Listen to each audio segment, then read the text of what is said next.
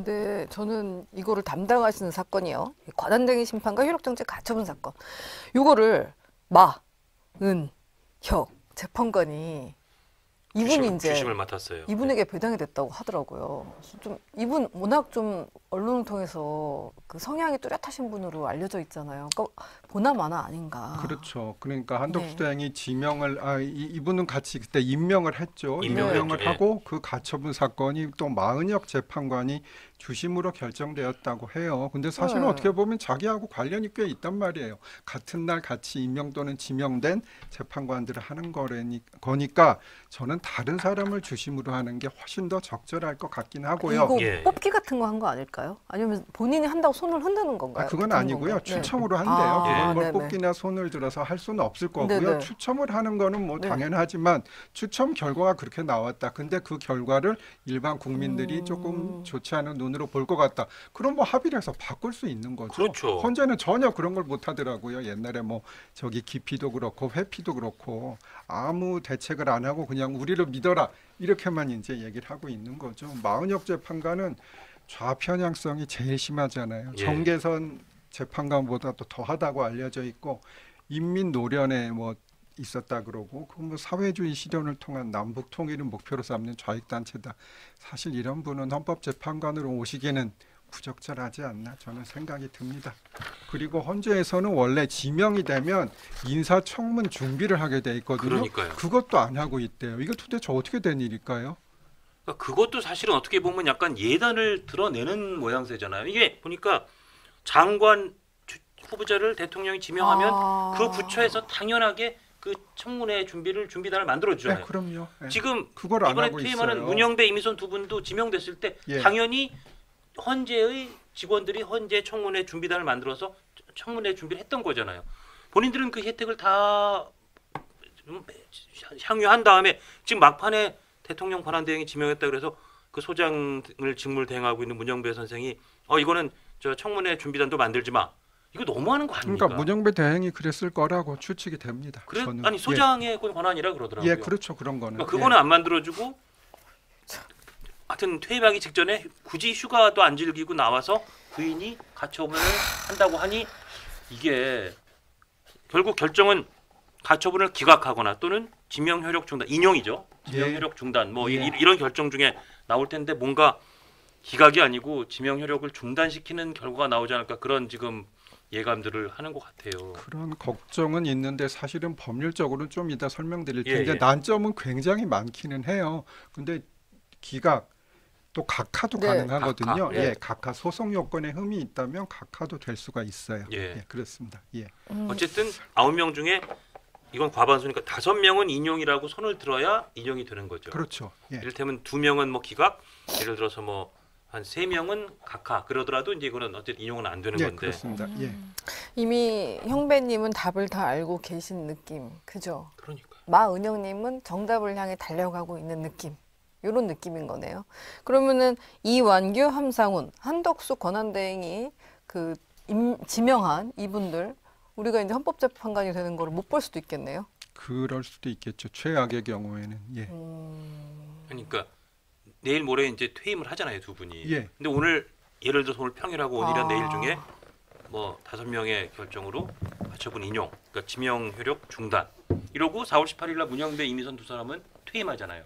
그럼 7명 체제되잖아요. 그다음에 본안을 이제 뭐 심판 본안을 갖고 뭐 한참 평일을 열어야 되는데 7분이 재판관이 그 본안을 제대로 할 수 있을까요? 그럼 어떤 상황이 전개될까요? 결국은 뭐 퇴임을 해버리시면 본안 판단은 문영배 재판관, 이미선 재판관 퇴임하고 그렇죠. 7명이 할 수밖에 없어요. 그런데 제 생각에 그거를 판단하는데 대선일인 6월 3일이 지날 것 같고요. 그렇죠. 당연히.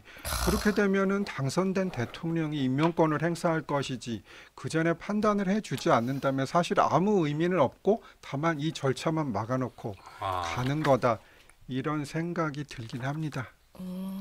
그러니까 저기 유튜브에서 김익현님 유튜브가 있잖아요. 제목이 뭐였죠? 좀 길던데.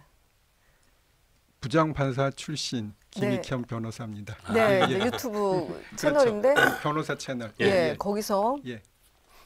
한덕수 권한대행을 향해서 말씀을 하셨어요. 헌법재판관 2자리를 임명하셔야 됩니다. 예, 예, 맞습니다. 그러고 나서 그걸 이제 보셨다고는 생각하지 않는다. 겸손한 예, 말씀을 예. 하셨지만 예, 예. 아무래도 한 권한대행이 보신 것 같아요. 그래서 이틀 뒤에 임명을 했어요. 예. 이틀 뒤에 임명을 했는데 이걸 임명을 하면 안 됐던 거예요. 4월 17일 날 그러니까 했으면. 지금 와서 생각하니까 한 네. 4월 16일이나 17일 정도 지명을 하고 네. 그 후에 절차를 밟아서 아마 청문 절차 한 20일 걸리고 네. 한 달이면 될 거예요. 예. 한 5월 말에 네. 그 6월 대선 직전에 예. 하셨으면 어떨까 그런 좀 아쉬움이 있긴 하죠. 질문 또 드릴게요. 예, 4월 17일 날 예, 지명 철회를 하는 거예요. 예. 그다음에 4월 18일 날 지명을 하는 거죠. 어때요? 그것도 좋은 방법이죠. 아니 그리고 이게 네. 사실은 네. 그다음에 그건 김익현 판사님. 그렇죠. 왜냐하면 문영배님이 너무 마음이 아플 거예요. 그죠? 예? 지금도 항상 그랬잖아요. 처제와의 사랑을 다룬 그 소설에 대해서 구체적으로 쓰면서 독후감을 쓰시는 우리 행배님 하셨는데 후임으로 김익현 판사님이 와. 게다가 자신이 떠나는 18일 날. 그럼 그렇잖아요. 그죠? 아 근데 그냥 아니, 그러니까 법률적으로 이왕님이 그럴 수도 있고. 취소하고 새로 임명하면 되겠네. 아니 거기다가 지금 네. 또 문제가 되는 게 아까 방송 전에도 잠깐 여쭤봤지만 이게 원래 우원식 국회의장이 자 청문회를 뭔가 요청하는 서류가 대통령실로부터 국회에 도착하면 그걸 걸어서 권한쟁의 심판이랑 가처분을 내려고 하는데 대통령실이 아직 그 서류를 안 보냈대요. 그렇다면 지금 국회는 아무런 서류도 도착해 있지도 않고 그냥 대통령이 자 두 사람을 지명합니다라고 그냥 방송에서 발표한 거 외에는 법률적으로 진행된 게 하나도 없잖아요. 이 상황에서 기다리다 못해 시간이 촉박하니까 아마 이거는 일단 권한쟁의 심판하고 가처분까지 낼래. 그리고 이걸 지금 아마 제일 중요하게 판단할 것 같은데요. 이것도 법률적으로 문제 있는 거 아닙니까? 아니 법률적으로 문제가 너무 많은 것 같은데 다 짚어주시죠. 굉장히 많죠. 저는 이게 인용이 되면 정말 완전 초법적이고 법률가로서는 도저히 할 수 없는 여러 가지 험난한 과정을 다 뚫고 들어가야 이게 가처분이 될 것 같아서 꼭 될 것 같지는 않은데 그래도 한번 잘 지켜보긴 해야 될 것 같아요. 일단 공권력의 행사가 이제 이건 헌법소원에 대한 얘기예요. 뭐 권한쟁의를 좀 이따 또 설명드리고 헌법소원은 공권력의 행사가 있어야 된단 말이에요. 그러면 지명한 게 공권력의 행사냐? 이제 국장님 말씀하셨듯이 그냥 지명했다가 이쪽에서 뭐 청문 보고서 자체도 청문 요청서 자체도 보내지 않은 그런 상태란 말이에요. 근데 과거에 문재인 전 대통령이 김희수 재판관을 헌재 소장으로 지명한 것에 대해서 뭐 소송이 있었다 그래요. 헌재에서. 네. 그때 뭐라 그랬냐. 헌재는 대통령의 지명 행위는 내부적 행위에 불과하고 공권력 행사가 아니다. 이렇게 얘기를 했어요. 그러니까 이제 그 판례를 넘어서야 돼요. 물론 뭐 판례 변경을 하든지 아니면 그냥 모른 척하고 뭐 할 수는 있겠죠. 뭐 그런 부분이 있고 그리고 이제 헌법 소원 관련해서는 도담의 김정환 변호사가 이제 소송을 냈는데요. 자신의 재판받을 권리가 침해됐다 그랬어요. 근데 사실은 뭐 이 두 분이 헌법과 법률에 정한 법관이 아니다. 그건 아닐 거고 그 임명 절차가 잘못됐으니까 이게 제대로 된 법관이 아니다. 뭐 이런 뭐 억지 주장을 아마 하실 걸로 보는데 헌법 소원을 하려면 본인의 재판받을 권리가 침해돼야 되는 거예요. 그러니까 내가 헌재 무슨 사건이 있어서 그때 그 두 분이 재판을 했다. 그러면은 침해된 게 맞죠. 근데 지금은 그분은 재판관도 아니란 말이에요. 그러니까요. 무슨 침해가 있어요. 그리고 또 현재 침해받고 있어야 되는 거예요. 현재 소송이 없어요. 그러니까 이것도 안 되는 거예요. 이걸 두 개를 자기 관련성 아까 말씀드린 거 그리고 현재성 이렇게 얘기하는데 이 요건이 다 안 될 것 같아요. 그리고 이제 권한쟁의 심판 좀 설명드리면 이게 권한쟁의 심판은 자신의 권한이 침해된 사람이 침해된 법인 침해된 하여간 기관이 할 수 있는 거예요. 그런데 이게 누가 침해됐습니까? 국회가 침해된 게 뭐가 있어요? 국회가 침해된 게 아니고 새로 선출될 대통령의 임명권이 굳이 따지면 침해될 가능성이 조금 있는 거죠. 그렇단 말이에요. 근데 국회에서는 뭐라고 했냐? 자기들의 청문권이 침해됐다. 그건 아니에요. 청문을 우리가 보내면 하면 되는 거죠. 그러니까 침해된 것도 없고 자기들이 스스로 안 하고 침해됐다고 하는 거는 말이 안 되잖아요. 심지어 청문 요청서가 아직 도착도 안 했어요. 그래요. 맞습니다. 그리고 또 청문은 필수적 요건도 아니에요. 그냥 만약에 우리가 보냈는데 안 한다. 그럼 20일인가 지나면 임명할 수 있게 돼 있어요. 그러니까 이거 필수적인 게 아니기 때문에 침해가 법적인 권리라고 볼 수가 없단 말이에요. 그래서 저는 이건 뭐 헌법소원이건 권한쟁의 심판이건 관련된 가처분은 전부 너무나 많은 법률적 난점이 있어서 도저히 될 수는 없다. 법리적으로 네. 인용 의견을 낸다. 이건 법률가로서는 도저히 할 수 없는 판단이다. 가처분이 인용된다면 그렇게 봅니다. 아주 상식적으로 보면 각하가 그냥 당연한 그럼요. 결과라고 보신다는 그렇습니다. 거죠.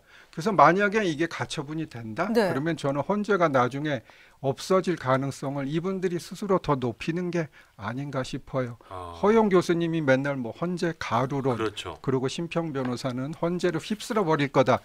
이런 얘기를 했는데 이렇게 법리적으로 절대로 있을 수 없는 판단을 하면 헌재가 계속 유지될 수 있겠습니까?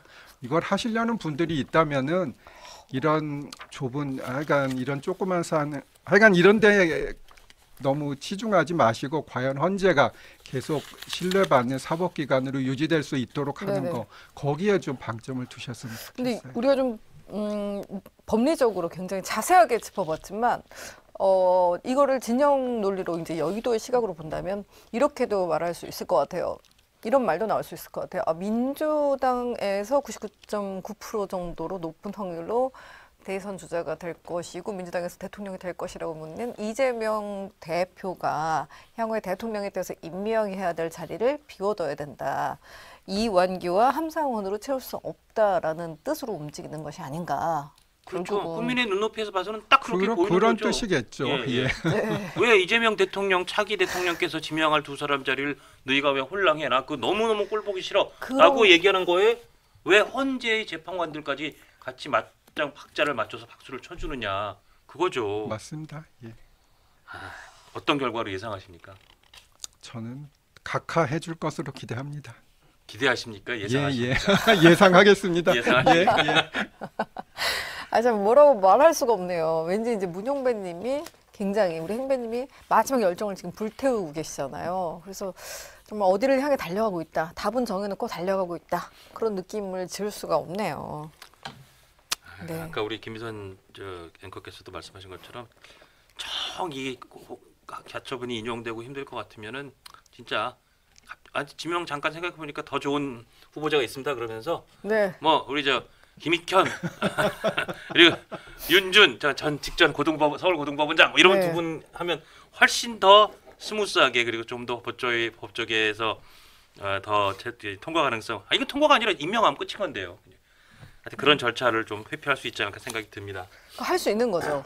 지명 철회하고 뭐 지명하는 거 가능하죠. 예, 가능한 거죠. 가능하죠. 예. 여러분 지금 지명이 지금 가처분 신청이 들어왔으니까 이거 가처분 신청 막으려고 문영배님이 지금 마지막 불꽃을 불사르고 있잖아요. 우리는 그 불꽃이 아무 의미가 없도록 이완규님과 함상훈님에 대해서 이제 지명 취소를 하고 그 다음에 하긴 새로운- 가처분이 인용된 다음에도 그래요? 그러면 어차피 지명했던 거 철회하고요. 김익현 그다음에 박상수 예를 들어 이제 오반전처럼 이렇게 새로 지명한다. 네. 아니 예를 들어 새로 지명할게. 지명한다. 이렇게 하는 것도 예, 좋은 방법인 것 하죠. 같아요. 방법이긴 하죠. 예. 예. 여러분 그것 좀 국민청원 좀 해주세요. 아니 하니까 박상수랑 이게 김익현 가처분이 한다. 인용이 된다는 게 박상수 말이 안 된다는 계시거든요. 거고 법률적으로 도저히 말이 안 되는 건데 이 말이 안 되는 일들 자꾸 하는 분들이 계시니까 말이 안 되는 걸 혹시 하면 문영배 이미선 재판관 퇴임한 다음에 실인 네. 체제에 그걸 다시 하면 그때는 가처분을 인용하기도 상당히 예, 어렵고. 그럼요. 그때는 그렇죠. 아마 안 될 겁니다. 그럼 예. 이제 가장 그때 슬퍼하는 사람이 누구다? 우리 김익현님이 헌법재판관으로 지명이 됐을 때 가장 슬퍼하는 분 여러분 댓글을 달아주시면 감사하겠습니다. 바로 행배님. 네, 행배님. 행배님이 가장 싫어하실 것 같은 분 누굴까? 김익현 변호사님. 댓글 달아주시면 감사합니다. 싫어한다기보다 좀 무서울 거예요. 예, 워낙 맞아요. 너무 날카롭게 지적을 하셔서. 그렇죠. 너무 네. 날카롭게 지적을 하셨어요.